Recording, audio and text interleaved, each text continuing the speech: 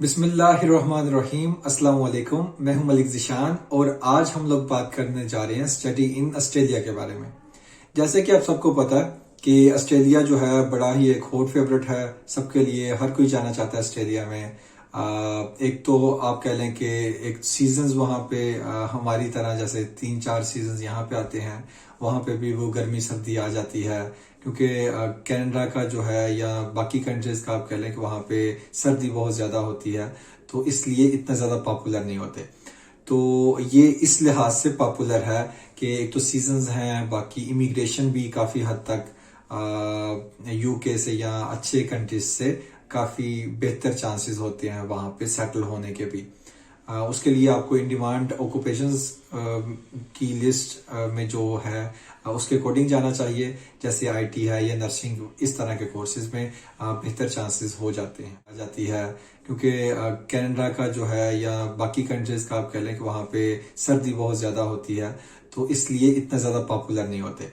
तो ये इस लिहाज से पॉपुलर है कि एक तो सीजन्स हैं, बाकी इमिग्रेशन भी काफ़ी हद तक यूके से या अच्छे कंट्रीज से काफ़ी बेहतर चांसेस होते हैं वहाँ पे सेटल होने के भी। अगर हम एडमिशन की रिक्वायरमेंट्स की बात कर लें, तो अगर किसी बच्चे की प्रोफाइल थोड़ी सी वीक है, जैसे आप कह लें कि आइल्स थोड़ा सा कम है या परसेंटेज 50% अगर मार्क्स हैं, और इसके साथ साथ अगर आइल्स जो है वो ओवरऑल 5.5 और 5 ईच है, किसी भी मॉड्यूल में 5 से कम नहीं है, तो उसका जो एडमिशन है हम लोग करवाएंगे डिप्लोमा में। अब अगर तो वो यूनिवर्सिटी में बाद में जाना चाहता है या डिग्री को परसू करना चाहता है, तो उसमें ये होगा कि वो 1 साल डिप्लोमा पढ़ने के बाद सेकंड ईयर में या तो डिग्री में चला जाएगा या फिर फर्स्ट ईयर में डिग्री में जा सकता है। डिपेंड्स ऑन वो कोर्स और वो सारी रिक्वायरमेंट्स के अकॉर्डिंग। इस तरह 3 या 4 साल में उसकी ये है कि बैचलर्स की डिग्री हो सकती है। दूसरा तरीका यह है कि वो 2 से 3 डिप्लोमास को अटैच करके तो डिप्लोमा भी कर सकता है। तो ये दोनों चीजें होंगी, रिक्वायरमेंट्स मैंने बता दी हैं। तो इस तरह वो जो है एक तो डिप्लोमा D to D मतलब डिप्लोमा टू डिग्री में इनरोलमेंट ले सकता है।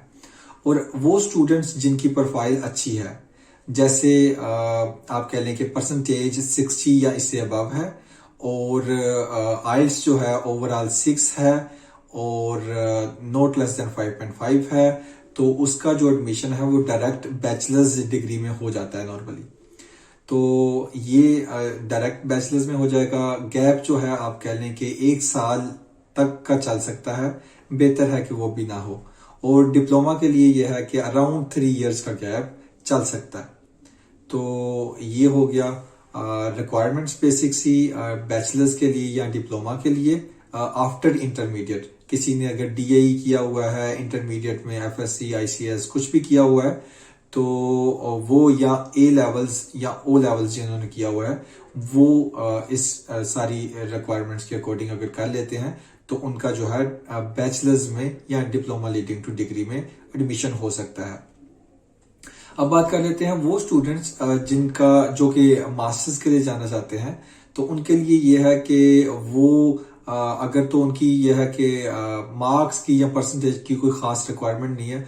नॉर्मली आप कह लें कि पास होना चाहिए, उसको यूनिवर्सिटी ने डिग्री दी होनी चाहिए। एक बेसिक सी रिक्वायरमेंट जो कि 2.5 की आप कह सकते हैं। अगर 2.5 या उससे अबव है तो, और 60% कह लें या उससे भी कम कुछ यूनिवर्सिटीज एक्सेप्ट कर लेती हैं। तो अगर 60% मार्क्स हैं और सीजीपीए जो है 2.5 है, तो उसका जो एडमिशन है वो हो सकता है मास्टर्स में। यहाँ पे यह है कि आइल्स की रिक्वायरमेंट जो है वो आपको चाहिए होगा ओवरऑल 6.5, नॉट लेस देन 6। तो ये आइल्स की रिक्वायरमेंट, और इस तरह आपका मास्टर्स में एडमिशन हो जाएगा।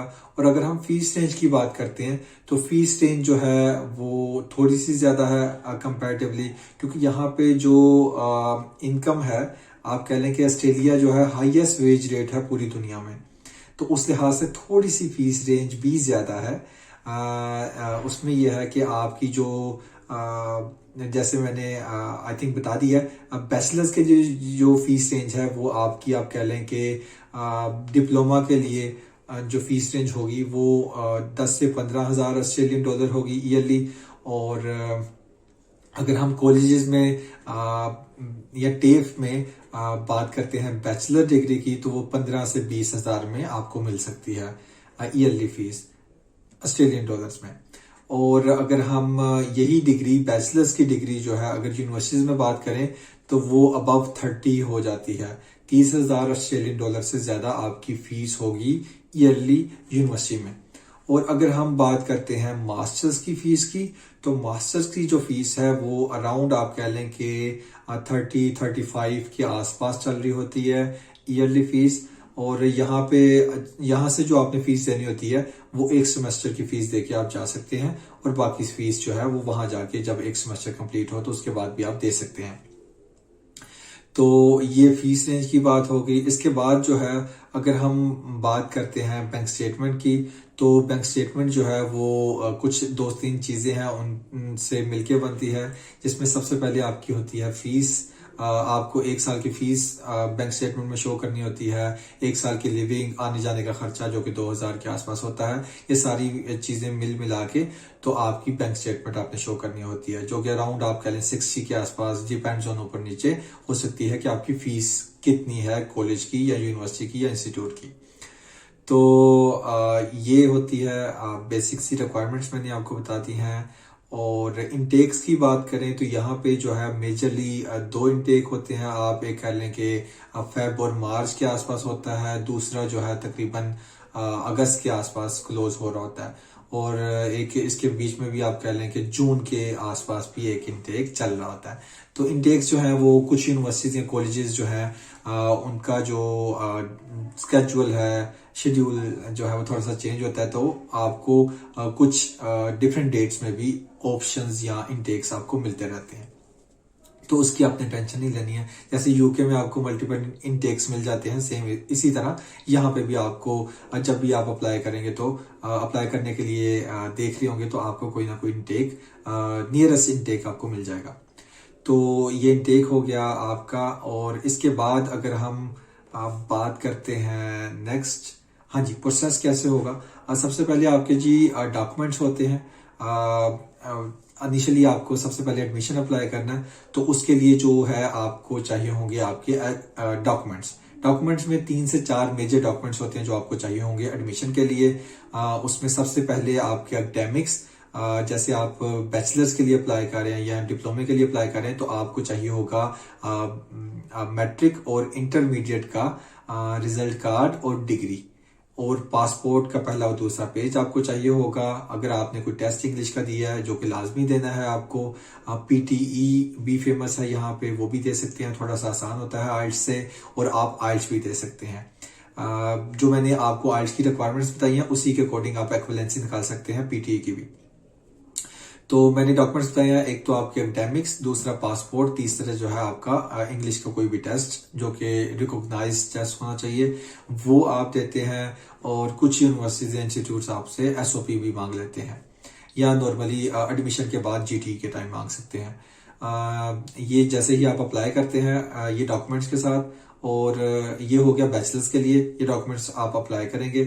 और जो आप अगर बात करते हैं मास्टर्स के लिए जो अप्लाई कर रहे हैं, उसमें जो एकेडमिक्स हैं वो आपकी बैचलर्स की डिग्री और ट्रांसक्रिप्ट भी ऐड हो जाएगी। तो ये डॉक्यूमेंट्स आप यूनिवर्सिटी को फॉरवर्ड करते हैं, आप हमें बेसिकली फॉरवर्ड करेंगे, हम आपकी हेल्प कर रहे हैं सारे डॉक्यूमेंट्स अरेंज करने में सारा कुछ, और हम फिर ये है कि अप्लाई कर देंगे यूनिवर्सिटी में आपके बिहाफ पे। आपका जो डॉक्यूमेंट्स जब हम फॉरवर्ड करेंगे तो आप कह लें within week normally universities जो है, अगर कोविड में थोड़ी सी डिले भी हो रहा था क्योंकि वहां पे उनके एम्प्लॉयज भी थोड़े से कम आ रहे थे और चीजें थोड़ी सी डिले का शिकार थी, तो अब जो है चीजें थोड़ी सी नॉर्मल हो गई है। तो अब विद इन वीक आपको ऑफर लेटर आ जाएगा। फिर आपको नॉर्मली जीटी के डॉक्यूमेंट्स यूनिवर्सिटीज मांगते हैं, जिसमें मेनली आपने एसओपी वगैरह होनी होती है। आप फाइनेंशियल शो करते हैं, जिसमें सोर्स ऑफ इनकम और आपकी बैंक स्टेटमेंट वगैरह, और अगर किसी का आइल्स मिसिंग है तो वो आपको चाहिए होता है। तो ये बेसिक से आप जीटी के डॉक्यूमेंट्स और उसकी रिक्वायरमेंट्स फुलफिल करते हैं, और आप जीटी के डॉक्यूमेंट्स फॉरवर्ड करते हैं, और फिर आपको जो है सीओई आपको इशू कर देते हैं। तो सीओई इशू करने के बाद जो है सीओई इशू उस वक्त होगी जब आप फीस जमा करवाएंगे। उसकी रिक्वायरमेंट्स में एक रिक्वायरमेंट आपको फीस भी जमा करवानी होती है, फिर आपको सीओई इशू हो जाती है। तो जो जैसे मैंने पहले बताया, तो फीस जो है आपकी नॉर्मली जो है मैक्सिमम यूनिवर्सिटीज जो है आपसे एक सेमेस्टर की फीस लेके आपको सीओई इशू कर देती हैं। लेकिन कुछ इंस्टीट्यूट जिसमें यूनिवर्सिटीज भी शामिल हैं और कॉलेजेस भी शामिल हैं, खास तौर पे लेवल 1 के इंस्टीट्यूट्स जो हैं वो आपसे 1 साल की फीस भी मांगते हैं और मांग सकते हैं। और जितनी भी बेसिकली वो ऑफर लेटर में मेंशन होगी कि इतनी ये आपका इनिशियल डिपॉजिट है, आप ये डिपॉजिट करवाएं तो फिर नेक्स्ट प्रोसेस होगा जो कि सीओई का होता है, तो वो आपको मिल जाता है सीओई। जैसे ही आपको सीओई मिल जाता है फिर आप अप्लाई कर सकते हैं अपने वीजा के लिए। तो वीजा जो है अप्लाई करते हैं और आप कह लें 3 से 4 हफ्ते में मैक्सिमम आपका जो है वो वीजा लग जाता है। इस वक्त थोड़ा सा डाउन हुआ है क्योंकि लोगों ने विदाउट आइल्स विदाउट बैंक स्टेटमेंट थोड़ा सा ज्यादा किया है।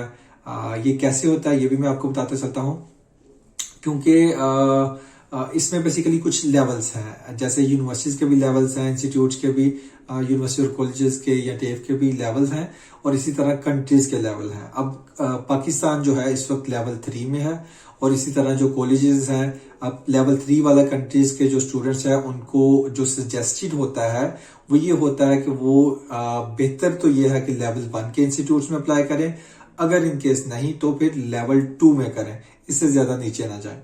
इसमें जो है वीजा आपको इजीली मिल सकता है।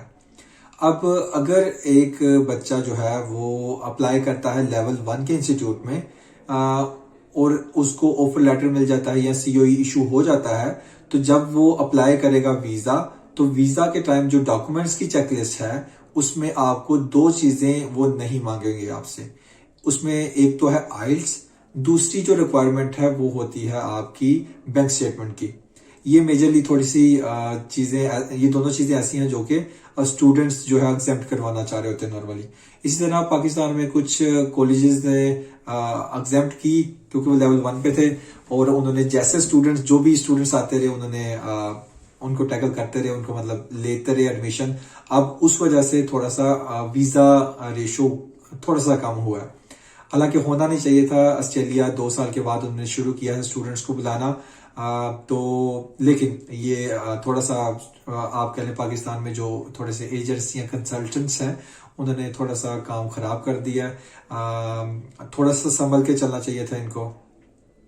तो अब यह है कि बाकी आइंदा कुछ दिनों में होपफुली ये चीजें काफी बेहतर हो जाएंगी। अगर आपकी प्रोफाइल इसके अकॉर्डिंग है, देखें आपने अपनी प्रोफाइल खुद बनानी होती है। अगर आप बाहर का सोच रहे हैं तो आपको लाजमी आइल्स करना चाहिए, और बैंक स्टेटमेंट आपकी हमेशा अपनी होनी चाहिए। कोशिश करके वो बैंक स्टेटमेंट लगाएं जो कि पेरेंट्स की है, इन रूटीन है। हाँ, बैंक स्टेटमेंट कौन आपको आप कह लें कि स्पॉन्सर कर सकता है, इसमें ये होता है कि दूर के रिश्तेदार भी कर सकते हैं, लेकिन मैं यही सजेस्ट करूंगा कि बैंक स्टेटमेंट के लिए या तो आप पेरेंट्स की लगाएं या अपनी लगाएं, और अगर नहीं तो फिर बहन भाइयों की लगाएं, इससे दूर ना जाएं। तो ये बैंक स्टेटमेंट की भी रिक्वायरमेंट आपको मैंने बता दी है। तो ये अगर आप बेसिक सी रिक्वायरमेंट्स फुलफिल करते हैं, देखें इस वक्त ऑस्ट्रेलिया को जो है बहुत से आप कह लें कि क्राइसिस का शिकार है। इस वक्त उन्होंने स्टूडेंट्स को इनरोलमेंट देनी ही देनी है, स्टूडेंट्स को वीजा देने ही देने हैं। आप कह लें कि ये एक बेस्ट टाइम है इस वक्त। आप यह है कि ऑस्ट्रेलिया का वीजा ले सकते हैं, कोई इशू नहीं आएगा होपफुली। सिर्फ आप थोड़ा सा रेडी हो जाएं। एग्जाम्पशन के चक्रों में टाइम भी वेस्ट होगा आपका और पैसे भी ज़ाया हो सकते हैं। तो इसलिए थोड़ी सी मेहनत, थोड़ी सी तैयारी के साथ आएं। थोड़ी सी मेहनत कर लेंगे, थोड़ी सी तैयारी कर लेंगे तो आगे जो चीज़ें हैं वो बहुत बेहतर हो जाएंगी। जैसे इन डिमांड ऑक्यूपेशन है जिसमें नर्सिंग मेन हॉट फेवरेट है एक, तो अगर आप उसमें अप्लाई करना चाहते हैं तो उसकी रिक्वायरमेंट्स आज की थोड़ी सी ज्यादा है। वहां पे 7 ईच की रिक्वायरमेंट्स होती है, उससे कम नहीं आप अप्लाई कर सकते नर्सिंग के कोर्स में। जैसे ही आप बैचलर्स कंप्लीट करते हैं तो आपकी इमिग्रेशन होनी ही होनी है। तो इसलिए आप थोड़ी सी उसमें मेहनत करें। नॉर्मली वो स्टूडेंट्स थोड़े से ब्राइट ही होते हैं, इजिली ले सकते हैं आइल्स। तो ये आप बेसिक्स ही आप कह लें कि रिक्वायरमेंट्स फुलफिल करते हैं तो आप ऑस्ट्रेलिया में एडमिशन ले सकते हैं। अगर कोई पॉइंट ऐसा है जो कि मैंने मिस कर दिया है, आप कमेंट करके पूछ सकते हैं। आइंदा दिनों में उन क्वेश्चंस पे मैं एक अलग से वीडियो बना दूंगा, क्योंकि जो कमेंट में रिप्लाई करना है वो उस डिटेल में नहीं आप रिप्लाई कर सकते। आप लेकिन यह है कि आप क्वेश्चन जरूर कीजिएगा। जो भी आपका क्वेश्चन है आप मैं नंबर भी मेंशन कर दूंगा, आप नंबर पे कॉल करके भी पूछ सकते हैं। उसके साथ साथ अगर हम अपनी सर्विसेज चार्जेस की बात करें तो इस वक्त हम कुछ नहीं चार्ज करते। कुछ कंसल्टेंट्स हैं जो कि आपसे 40,000, कुछ 60,000, कुछ लाख रुपए, और कुछ ऐसे हैं जो कि डन बेस पे 5-6 लाख रुपया भी चार्ज करते हैं। देखें, डन बेस तो उस वक्त होना जब आपको पता है जी, मतलब कुछ नजर ना आ रहा हो। देखिए, सिंपल है आपका प्रोसेस। कहीं पे आपके जो पैसे लग रहे हैं वो लगने ही लगने हैं। प्रोफाइल ठीक है तो आपका वीजा लगेगा ही लगेगा, और हम ना तो पहले ले रहे हैं ना कुछ बाद में लेंगे। विदाउट सर्विस चार्जेस हम आपसे आपका सारा प्रोसेस करेंगे, जिसमें पहला जो स्टेज है वो एडमिशन की है, और हम आपको सारा गाइड करेंगे कि कौन से डॉक्यूमेंट्स चाहिए, कैसे कैसे चाहिए, कहाँ से बनेंगे, वो सारा आपको गाइडेंस देंगे। लेकिन हम आपको बना के कुछ नहीं देंगे। अगर आप कहेंगे जी ये डॉक्यूमेंट्स आप बना दे, तो हम उस तरह की कोई सर्विस या कोई सर्विसेज इस तरह की नहीं देते। हमें सिंपल आपके डॉक्यूमेंट्स चाहिए और आप ही के चाहिए। हमें आप डॉक्यूमेंट्स देंगे, एडमिशन अप्लाई करेंगे, उसके बाद हमें जब वीजा अप्लाई करेंगे तो उसके लिए डॉक्यूमेंट्स चाहिए होंगे। हम एडिशनली कुछ ऐसे डॉक्यूमेंट्स नहीं बनाएंगे, गाइड जरूर करेंगे ये डॉक्यूमेंट्स कहाँ से मिलेगा। तो ये दोनों सर्विसेज जो कि मेन सर्विसेज होती हैं, यही सर्विसेज होती हैं, ये हम आपको बिल्कुल फ्री दे रहे हैं। इसके लिए कोई सर्विस चार्जेस नहीं लेंगे। बेसिकली क्वेश्चन पूछा जा सकता है कि क्योंकि हम लोग जो है इस वक्त जो काम कर रहे हैं वो यूनिवर्सिटीज जो होती हैं उनके लिए काम कर रहे हैं। हमारे पैनल पे यूनिवर्सिटीज हैं, बहुत सी यूनिवर्सिटीज हमारे पास इस वक्त इन पैनल पे हैं, जिनके लिए हम लोग काम कर रहे हैं। पाकिस्तान से रिक्रूट कर रहे हैं स्टूडेंट्स, तो इसलिए बेसिकली हम हेल्प कर रहे होते हैं स्टूडेंट्स की हेल्प कर रहे होते हैं, क्योंकि यूनिवर्सिटीज जो हैं उन्होंने हमें कहा होता है कि आप जो स्टूडेंट्स हैं वो उनको गाइड करें सारे प्रोसेस में। अगर कोई स्टूडेंट डायरेक्ट यूनिवर्सिटी में अप्लाई करता है तो फिर भी वो उनको रेफर कर देते हैं हमारी तरफ, या स्टूडेंट को कहते हैं जी आप एजेंट के थ्रू अप्लाई करें, क्योंकि वो चाहते हैं कि आप जो उनके डेजिग्नेटेड या जो आप कह लें कि प्रेफर्ड कंसल्टेंट्स या एजेंट्स हैं उनके पाकिस्तान में या उस कंट्री में, आप उन्हीं के थ्रू अप्लाई करें।